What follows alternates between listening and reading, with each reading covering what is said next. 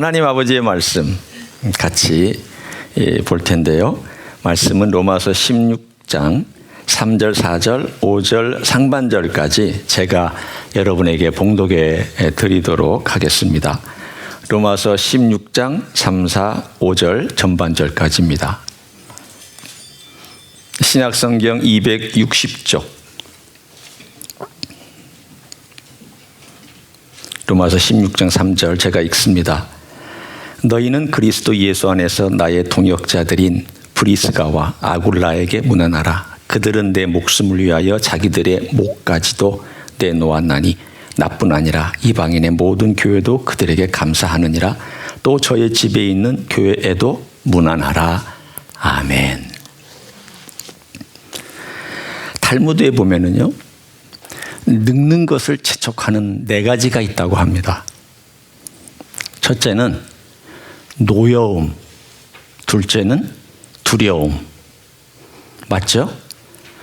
두려워하고 혹은 노여워하는 것. 우리 수명을 좀 단축하는 경향이 있죠. 그리고 세 번째는 아이. 왜 아이를 낳았는지 저도 좀 잘 모르겠는데 하여튼 아이를 기르면서 좀 늙는 건 있긴 하죠. 네 번째가 악처. 되게 기분 나쁘실 거예요, 여성분들은.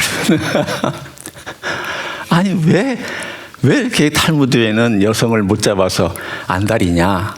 사실은 남성 위주 사회였기 때문입니다. 악처는 남편을 늙게 할 수 있지만 악한 남편은 부인을 죽게 합니다. 그렇지 않아요? 여러분, 우리 말에도 그런 말이 있어요. 남자들이 좀 기분 나쁘실 것 같지만 사실은 어떤 면으로는 그런 면이 있습니다. 남편이 없는 아내는 오래 살아요. 그렇지만 아내가 없는 남편은 빨리 죽습니다. 그러니까 사실은 어떤 의미로 보면 부정적인 얘기지만 남편이 얼마나 속 썩이는지에 대한 일종의 말이기도 해요. 이런 부정적인 말들도 사실은 현실이죠. 좀 과장법이 있지만 현실이고요. 그러나 또 한편으로는 사이좋은 건강한 부부들도 현실입니다. 그래서 성경을 한번 곰곰이 생각을 해봤어요. 성경에 정말 건강하고 사이좋은 부부가 누굴까? 이 2가지 면에서 생각해 봤습니다. 하나는 동반자, 그리고 거기다 추가적으로 동역자. 오늘 이 동역자라는 단어가 나오는데 동역자.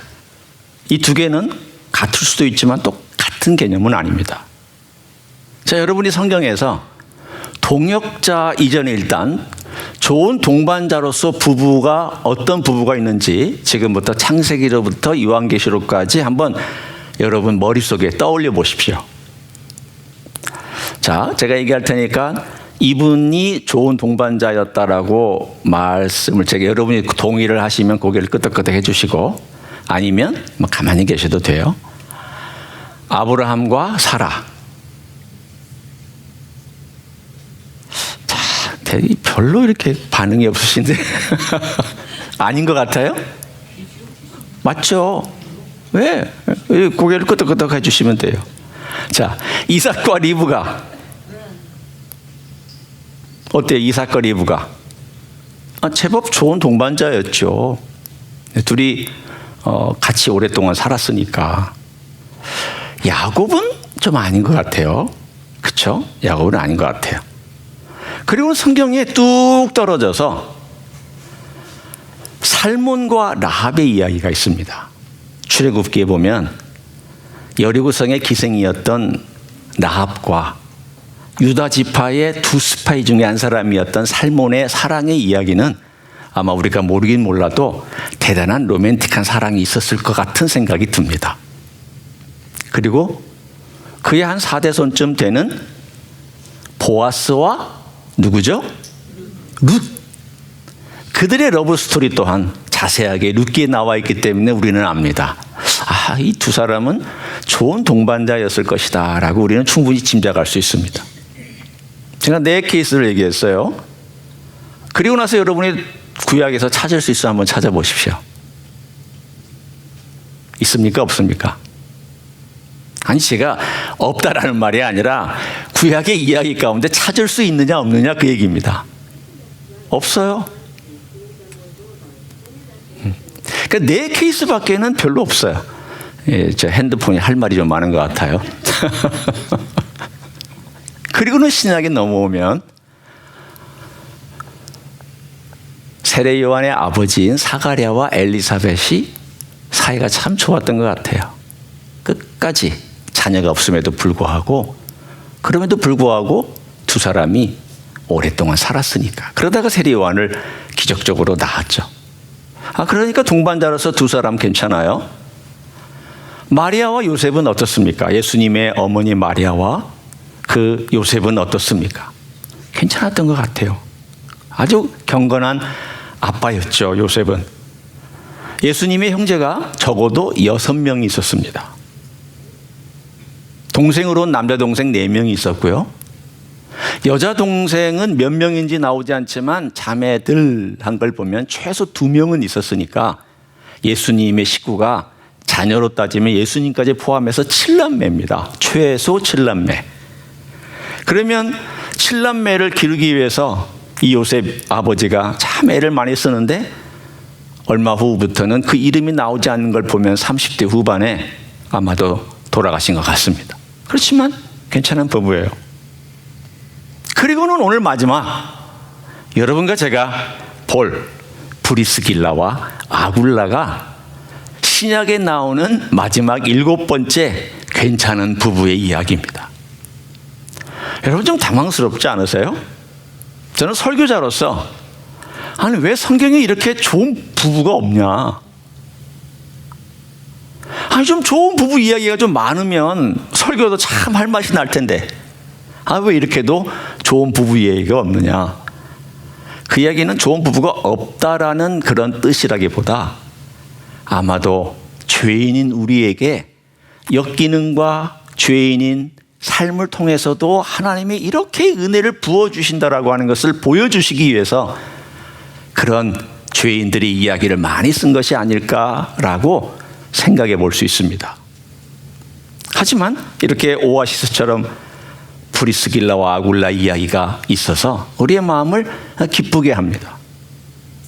이 사람들이 누굴까를 한번 이제 오늘 저는 함께 나누면서 여러분이 홀로 계시든 또는 부부로서 같이 신앙생활을 하시든 이 부분에 관한 도전과 동역자로서의 어떤 삶을 살았는지에 대해서 나누고자 합니다. 브리스길라란 이름은 고귀하다는 뜻입니다. 그 로마 시대의 문헌에 보면 이 브리스길라 혹은 브리스가라는 이름은 귀족들만 사용했습니다. 일반 평민이 쓰면 안 되는 이름입니다. 옛날 조선 시대에도 성씨를 가진 사람, 진짜 이씨, 김씨, 박씨 진짜 성을 가지고 한 사람은 20%도 채 안 된다 그래요. 한 15%?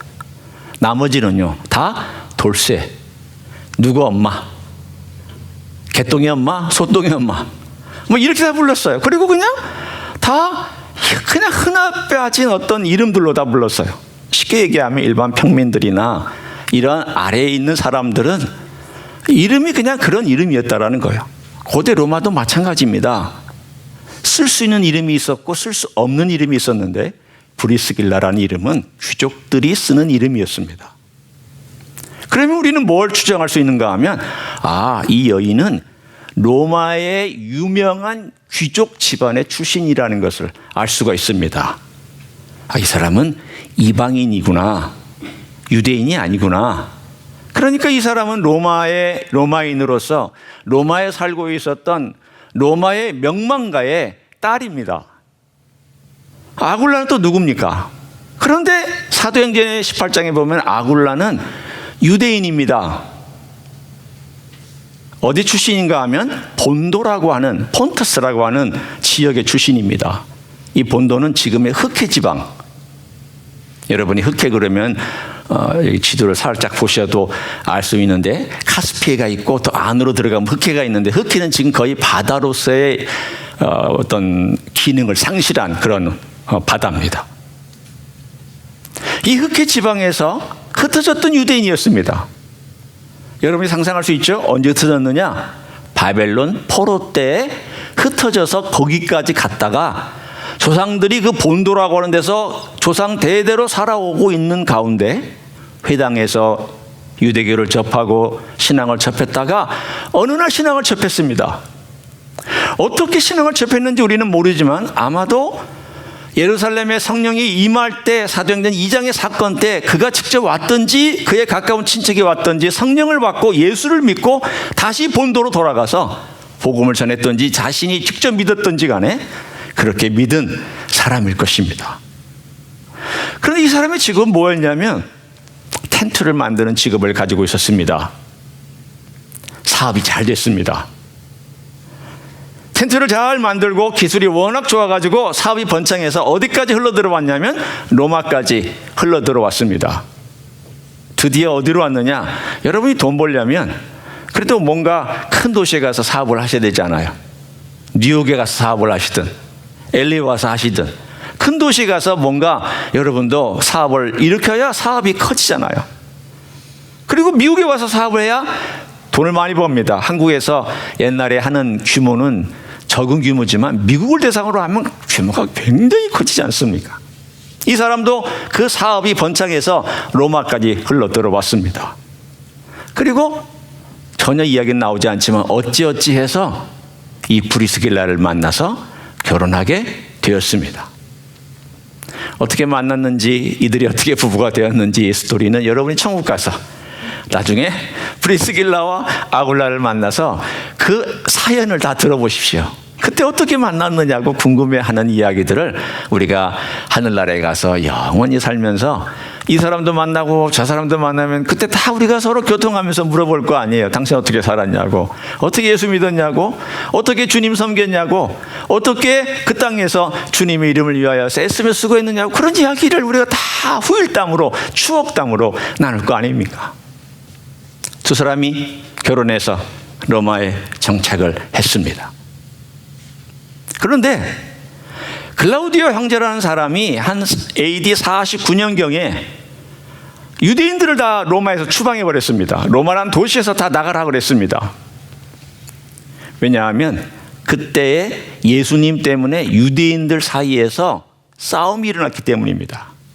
참 예수님은 트러블 메이커예요. 왜냐하면 예수님을 믿는 사람과 안 믿는 사람 사이에서 갈등을 일으키는 분이죠. 그런 점에서 트러블 메이커를 하신 분이에요. 유대인들끼리 싸웠어요. 예수님을 그 메시아로 인정하냐, 메시아로 인정하지 않느냐, 두 사이에 싸움이 일어나가지고 시끄러우니까 글라우디우스 황제가 나 유대인들 다 떠나라. 그래가지고 그 칙령에 의해서 쫓겨나서 이 두 사람이 어디로 도망왔느냐 하면 고린도라는 곳으로 도망을 왔습니다. 거기서 머물고 있을 때 누구를 만났느냐? 2차 전도여행 때 사도 바울을 만납니다. 자, 지금부터 이제 우리는 이 브리스길라와 아굴라가 어느 도시를 떠돌아다니면서 일을 했는지에 대해서 여러분 머릿속에 다 외우실 필요는 없어요. 그러나 여러 도시를 떠돌아다녔구나. 로마에서 고린도로 왔고 고린도에서 사도 바울을 만나서 직업이 같으므로 동업을 했습니다. 텐트를 만들어서 선교비도 마련하고 생활비도 마련하고 그러면서 그 텐트에서 먹고 자면서 함께 교제를 나눴습니다. 사도 바울이 누굽니까? 선생님 아닙니까? 복음 전도자 아닙니까? 그래서 직접 그 안에서 사도 바울의 양육을 받았습니다. 복음은 이것이다. 예수님은 이런 분이다. 그리고 우리가 구약은 이렇게 이해해야 되고 이것이 바로 우리가 하나님의 복음을 전할 때 하는 방법이다. 그래서 이 브리스길라와 아굴라는 사도 바울이 1:1 양육을 받고 거기서 마음이 뜨거워지고 우리도 바울처럼 같이 살자. 그리고 나서는 1년 반 동안 고린도 교회를 섬기다가 바울이 에베소로 건너갈 때에 같이 건너갔습니다. 그래서 에베소 교회를 세웠습니다. 그때 에베소 교회를 세우고 나서 핍박이 일어나서 사도 바울은 다시 예루살렘으로 돌아가서 배 타고 갈 때에 그들을 에베소에 남겨놓았습니다. 자, 이제 떨어진 거죠. 자, 이제 여러분의 이야기는 어디로 왔냐면 점점점 동쪽으로 흘러가고 있는 거예요.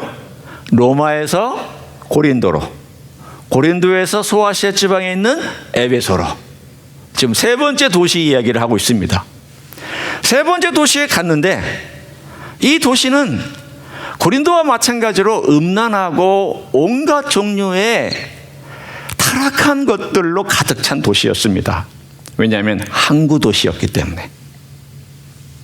여러분이 항구 도시에는 그런 일들이 비일비재합니다.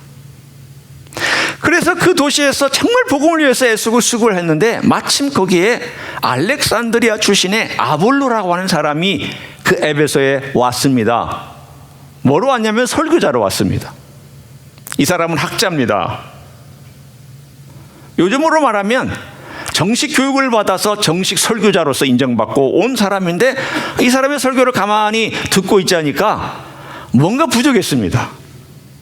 뭔가 부족했냐면 이 사람이 배웠던 것은 요한의 제자들로부터 배운 것이 많았습니다.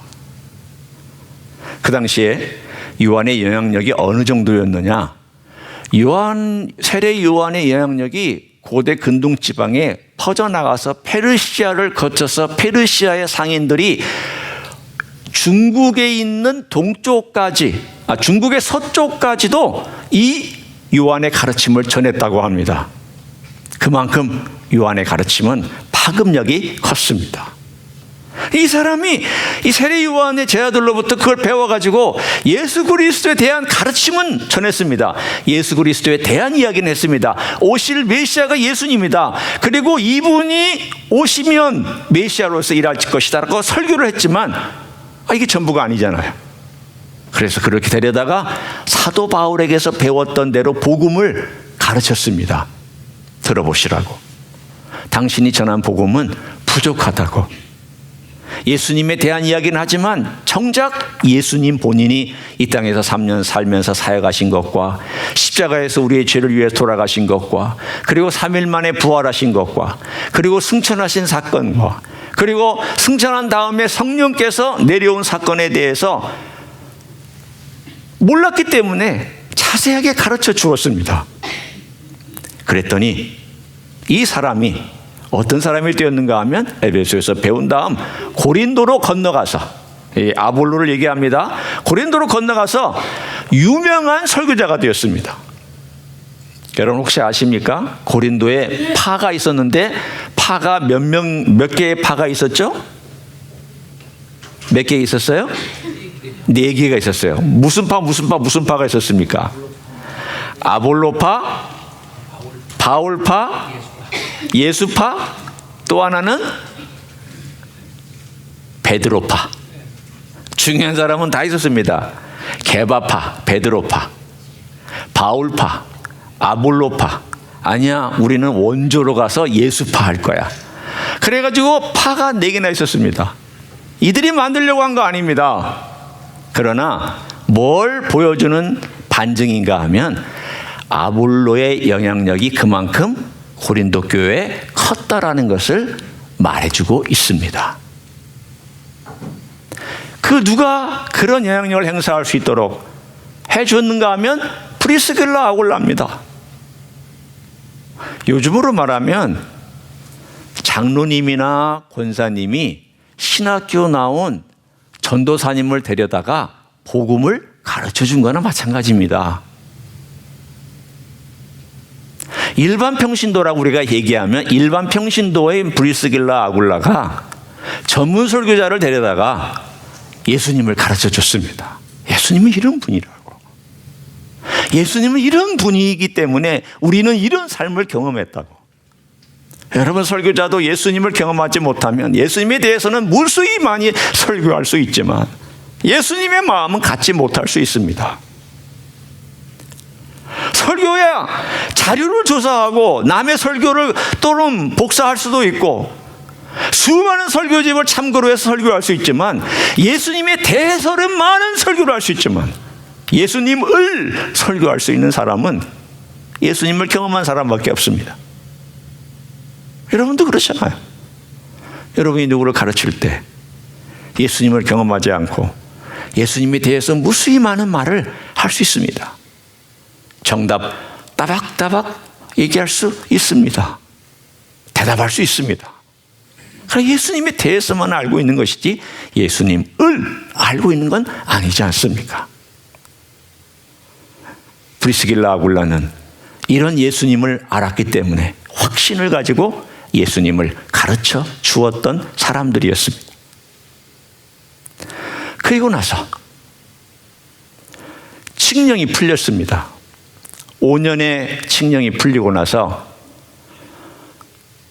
한 55년경에 그 칙령이 풀리고 나서 그들은 다시 어디로 돌아갔느냐 하면 로마로 돌아갔습니다. 자, 우리가 오늘 함께 본 로마서 16장의 이야기는 로마에 있는 성도들에게 안부를 전하는 것인데 그 사람들 중에 누가 제일 먼저 나오고 있습니까? 바로 브리스길라와 아굴라가 맨 먼저 나옵니다. 한번 이제 16장 우리가 돌아와서 봅니다. 16장 1, 2절은 베베라는 사람을 추천하는 거니까 이 사람은 로마인 교회의 교인은 아닙니다.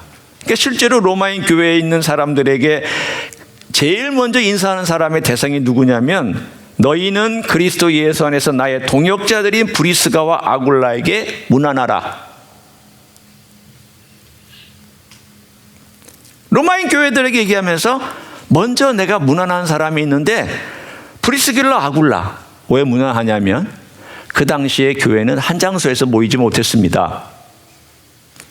어려웠기 때문에 집에서 모였고요. 뿔뿔이 흩어졌습니다. 그렇지만 자기들끼리는 네트워킹이 되어 있었습니다. 하우스 처치였던 거죠. 그 하우스 처치, 그 얘기가 어디 있는가 하면 바로 5절 상반절에 우리가 읽었던 내용에 나와 있습니다. 자, 제가 읽겠습니다. 저의 집에 있는 교회에도 문안하라. 누구의 집에서 교회가 모이고 있었죠? 브리스길라와 아굴라의 집에서 모이고 있었습니다. 이 사람들은 부유했습니다. 그래서 자기 집을 열었습니다. 그 자기 집에서 교회가 모이도록 했습니다. 그리고 나서 AD 65년경에 네로가 한 10년 정도의 시간에서 교회가 잘 성장하다가 네로가 황제가 되었을 때 핍박이 시작됐습니다. 그래서 이들도 로마를 다시 떠날 수밖에 없어서 맨 마지막에 어디에서 이들의 행적을 찾을 수 있는가? 에베소에서 다시 그 행적을 찾을 수가 있습니다. 그게 바로 어디에 나오냐면 제가 읽어드릴 테니까 한번 들어보세요. 우리가 이 사람들이 어떻게 살아왔는지를 한번 추적하기 위해서 제가 이야기를 합니다. 디모데후서 4장 19절. 이게 사도 바울의 맨 마지막에 쓴 편지입니다. AD 66년경, 67년경 순교하기 직전에 썼던 편지입니다. 이 편지에 브리스가와 아굴라와 및 오네시보로의 집에 문안하라. 디모데후서를 쓰면서 에베소에서 사역하고 있는 디모데에게 디모데와 함께 협력하고 있었던 브리스길라와 아굴라에게도 문안하라 라고 문안 편지를 썼습니다. 자, 이제 여러분 브리스길라 아굴라가 어떻게 살았는지를 여러분이 들었습니다. 다 기억하시지 않아도 괜찮아요. 그들이 살았던 도시는 로마, 그 다음 고린도, 그 다음 에베소, 그 다음 에베소에서 다시 로마, 로마에서 핍박이 있자 다시 에베소. 그리고는 그들의 행적은 더 이상 기록에 존재하지 않습니다. 아마도 에베소에서 죽었을 가능성이 있습니다. 자, 이 부부가 오늘 여기 나와 있는데 로마서 16장 3절에 이렇게 적혀 있습니다. 뭐라고 적혀 있냐면 너희는 그리스도 예수 안에서 나의 동역자들인. 잘 보십시오. 동역자인이 아니라 동역자들인 브리스가와 아굴라. 누구 이름이 먼저 나왔습니까? 남자의 이름이에요? 여자의 이름이에요? 여자의 이름이 먼저 나와요. 2000년 전에 여자의 이름이 먼저 나온다는 게 이상하지 않아요? 조선시대에 여러분 지금도 2000년 전이면 조선시대도 아니죠. 신라시대 훨씬 이전이죠. 그러니까 우리는 가까이 그냥 조선시대라고만 얘기해요. 부인의 이름이 먼저 나오면 어떻게 돼요? 큰일 나죠. 큰일 납니다. 이건 유교의 무슨 뭐 삼강오륜도 모르는 아주 그런 사람이라고 욕할 거예요. 그럼 이 브리스길라의 이름이 먼저 나오는 이 이유는 무엇일까요? 적어도 두 가지예요. 하나는 신분의 고귀함 때문일 수 있고요. 또 하나는 브리스길라가 교회에 더 많은 영향력을 끼쳤다는 거예요. 이 두 부분은 아볼로를 가르칠 수 있을 정도의 예수 그리스도를 제대로 아는 사람이었고, 이 두 부분은 자기 집을 열어서 교회가 그 집에서 모이도록 했던 사람이에요. 이 두 부분은 끝까지 동역자들로 남았던 사람이에요. 이 두 부분은 자기를 드러내지 아니하고 뒤에서 서포트해 줬어요. 바울을 서포트해 줬고 디모데를 서포트해 줬어요. 젊은 사역자를 서포트해 줬어요. 그들은 아볼로를 개인적으로 데려다가 창피하지 않게 집에서 밥 먹이면서 예수님을 가르쳐 주었어요. 이게 어떻게 가능해요? 이런 부부가 어디 있어요? 저는 창세기로부터 요한계시록을 볼 때에 이런 부부를 어디에서도 찾지 못합니다. 와, 이들은 동반자였을 뿐만이 아니라 동역자였구나. 여러분, 동반자가 꼭 동역자가 되는 건 아니에요. 같이 살아도 같이 일 못할 수 있어요. 서로 관심사가 달라서 따로따로 놀 수도 있고요. 서로 추구하는 게 달라서 따로따로 생활할 수 있어요. 정말 같은 목표를 가지고 주님을 위해서나 또는 사람들을 위해서 같은 목표를 가지고 동역할 수 있는 것은 정말 큰 축복이잖아요.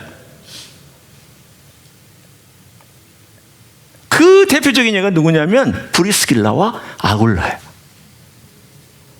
저는 오늘 이 두 사람이 그 영어로운 이름을 생명책에 기록하고 성경책에도 기록하고 그 아름다운 이름이 영원히 빛나도록 비춰줄 수 있었던 그 배경에는 무엇이 이들을 이렇게 만들었을까를 대략 세 가지만 함께 적용하고 말씀을 마치도록 하겠습니다.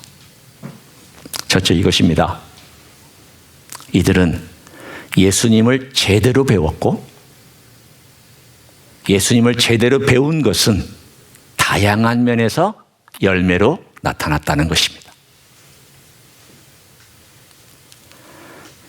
여러분이나 저나 예수님 제대로 배워야 합니다.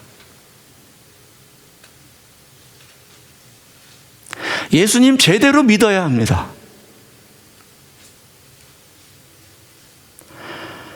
이 브리스길라 아굴라를 보면 자기를 드러내는 사람들이 아니에요. 자기 일을 하면서 텐트 메이킹 하면서 이거는 세속적인 일이고 교회 일은 거룩한 일이고 그걸 구별두지 아니하고 텐트 만들 때는 최선을 다해서 만들고 또 그걸 가지고 교회 서포트할 때는 최대한 서포트하고 또 사람들 양육할 때는 정말 그 사람을 신실하게 예수님 가르치고 그리고 또 교회 자기 집을 로마에 있는 자기 집을 오픈할 때에는 정말 성심성의껏 교회를 오픈해서 성도들이 모이게 하고 이 모든 것들을 잘 보십시오. 물질적인 관계, 인간적인 관계 또는 동역의 관계, 그들의 어떤 생각, 그들의 모든 부분에 있어서 성숙하지 아니하면 이거 못합니다. 보십시오, 여러분. 교회 봉사할 때 문제가 생기는 게 뭐냐면 나의 미성숙 때문에 문제가 생기잖아요. 이들이 성숙했다는 뜻이에요. 끝까지 바울의 통역자로서 인정받고 끝까지 순교 직전까지 브리스길라 아굴라에게 문안해라. 그들은 오늘 본문에 있는 것처럼 자기 목을 준 사람이다. 목을 내놨다. 나를 위해서. 나를 위해서가 아니죠. 복음을 위해서죠. 복음의 변증을 위해서죠. 어디서 그렇게 목을 내놨는지는 모르지만 아마도 에베소에서 그랬을 겁니다. 폭도들이 일어날 때. 여러분, 폭도가 일어나서 무기를 잡으면 무섭습니다. 사람 생명 아무것도 아닌 것처럼 취급합니다. 그 앞에서 복음 때문에 용기를 내서 바울을 변호할 수 있었던 사람들, 이건 내면이 강하지 아니하고는 절대 못합니다. 성숙하지 아니하고는 절대 못합니다. 저는 이 브리스길라 아굴라를 볼 때, 예수님 제대로 배웠다. 이들은 예수님을 제대로 안 사람이다. 참 다양한 면에서 이들은 성숙한 삶을 살았다. 사랑하는 성도 여러분, 여러분이 정말 부부로서 하실 수도 있고 혼자 하실 수도 있고 교회에서 어떤 동역자로서 하실 수 있는 그런 모든 영역을 다 포함해서, 제가 바라기는 저까지 포함해서 우리가 예수 그리스도를 제대로 알았으면 좋겠습니다. 제대로. 전도는 잘하는데 인격은 파탄. 그건 아니에요. 노래는 잘하는데 삶의 인간관계는 파탄. 그것도 아니에요. 기도는 잘하는데 다른 것은 아니에요. 그것도 아니에요. 우리의 전반적인 것은 말씀이나 기도나 인간관계나 그리고 교회에서 봉사하는 거나 또는 내가 세상에 살아가는 모든 활동이나 이런 모든 면에서 주님이 원하시는 것은요, 다 같이 골고루 성장해서 주님을 닮아가는 거예요. 에베소 교회를 향한 사도 바울의 편지도 나와 있잖아요. 장성한 분량까지 이르라고. 그럼 장성한 분량까지 이르는 것은 하나만 장성한 분량 이르면 장성하다고 얘기 안 합니다. 다 장성한 분량까지 이르러야 그 사람을 성숙하다고 얘기를 합니다. 브리스길라와 아굴라는 그런 사람들이었습니다. 왜? 예수님을 제대로 배웠던 사람이기 때문에. 두 번째는 이들의 섬김은 예수님을 섬기는 섬김이었기 때문에 사람들을 제대로 섬길 줄 알았습니다. 왜 상처가 없었겠습니까? 왜 아픔이 없었겠습니까? 사람 섬기다 보면 힘든 일 많지 않습니까? 여러분도 경험하지 않습니까? 그런데 브리스길라 아굴라는 자기 집 교회를 오픈하고 얼마나 힘들까요?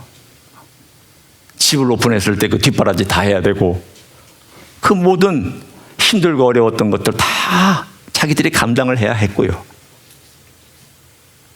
또 뒤에서 서포트할 때 자기들 드러내지 않냐고 가능한 한 바울 세워주고 아볼로 세워주고 디모데 세워주고, 이거 보통 쉬운 어려운 일이 아닙니다.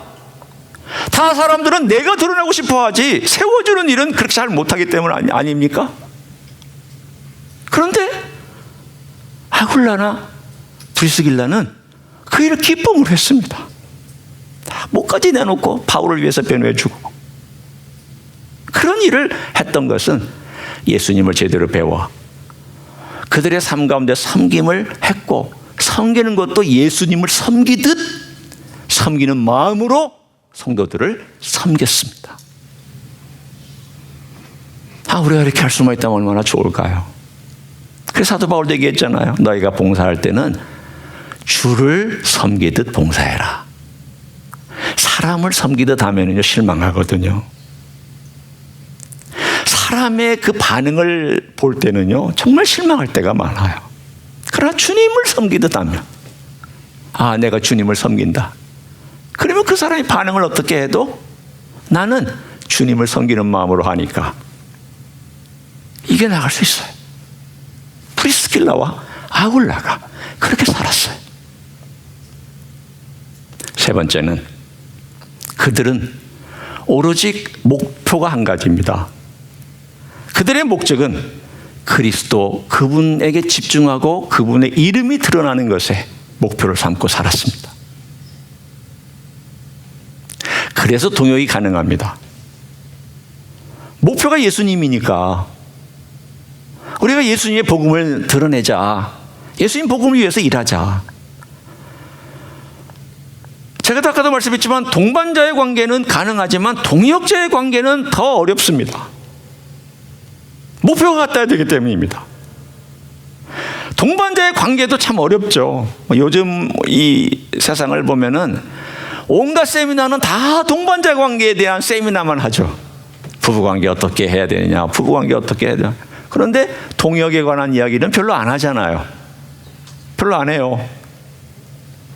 그런데 오늘 성경에 보면 이 브리스길라와 아굴라가 동반자였을 뿐만이 아니라 동역자였던 것을 말하면서 이들이 어떻게 한 가지 목표를 향하여 마음을 두고 걸어갔는지를 볼 수가 있습니다. 이들은 쉽게 얘기하면 국제 결혼한 부부입니다. 그렇죠? 문화가 다른 두 사람이었습니다. 어떻게 생각하면 불협화음이 많이 있을 수 있는 그런 문화나 배경과 환경을 가지고 있었던 사람입니다. 그런데 예수 안에서 이 두 사람이 하나가 되었고 예수를 제대로 배워서 그 예수님의 가르침대로 교회를 섬기고 사람을 섬겼습니다. 그리고 제가 생각할 때는 아마 아굴라 입장에서 생각한다면 아굴라는 브리스길라라는 이름이 먼저 나오는 것도 별로 개의치 않았던 것 같아요. 남자로서 내 아내가 좀 더 드러나는 거? 이거 좋은 일이지. 참 좋은 일이지. 그렇게 저는 했을 것이라고 생각합니다. 훌륭한 인격을 가진 아굴라였을 거예요. 이런 부부가 하나님의 나라에 있어서 이 부부들 때문에 복음이 전해졌습니다.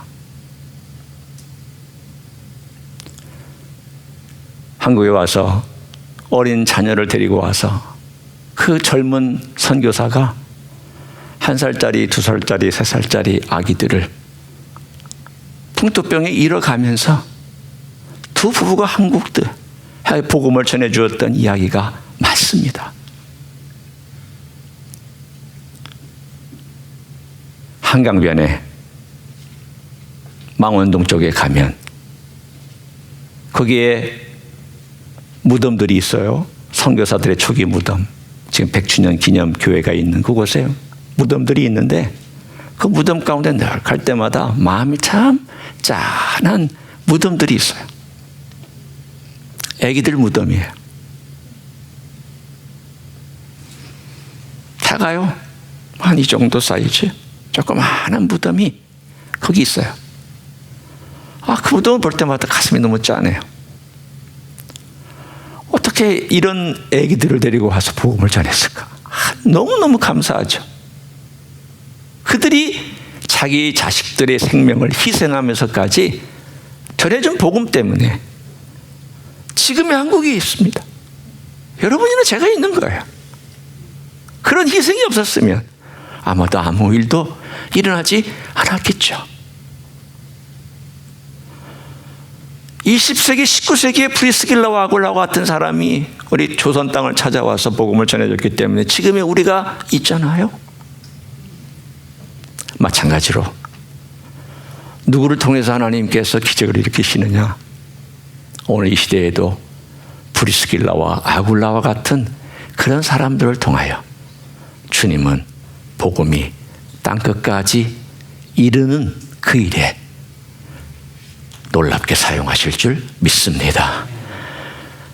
우리 모두가 브리스길라처럼 아굴라처럼 살아가는 복된 영광스러움이 있기를 예수님의 이름으로 간절히 축원합니다. 기도하겠습니다.